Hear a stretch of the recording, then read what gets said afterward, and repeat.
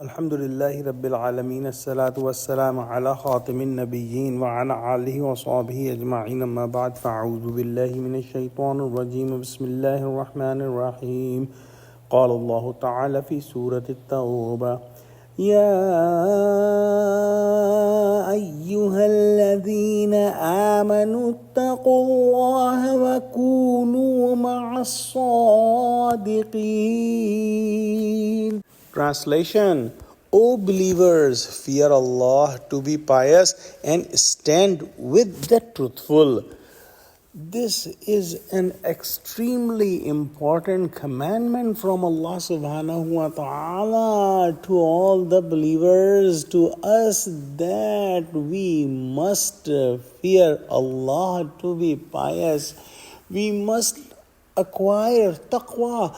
And what taqwa is, the scholars have said that the taqwa is saving oneself from all the sins of the world, from all the bad things of the world.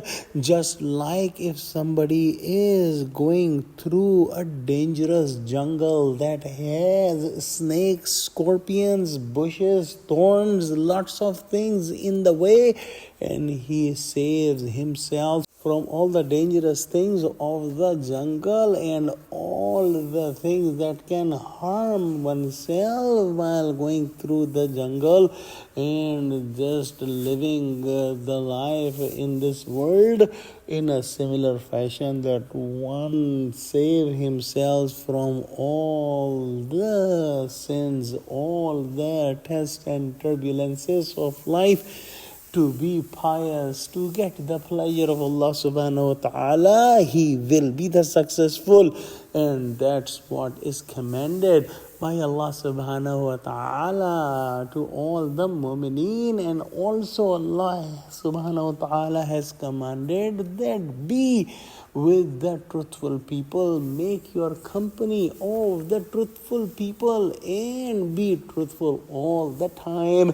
As we have seen in the previous ayat, that the three companions of Prophet Muhammad sallallahu alaihi wasallam did not go to Tabuk, to the battle of Tabuk, without any valid reason, but they spoke the truth.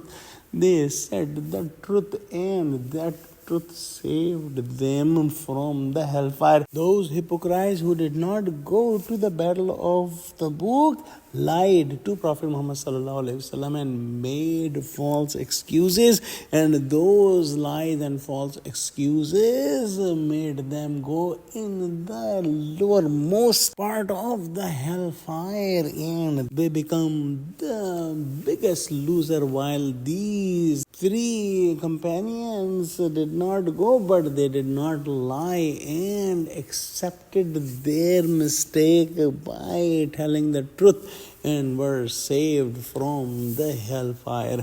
Let's pray that Allah subhanahu wa ta'ala give us true understanding of Quran, connect us with the truthful people, and give us taqwa. Ameen.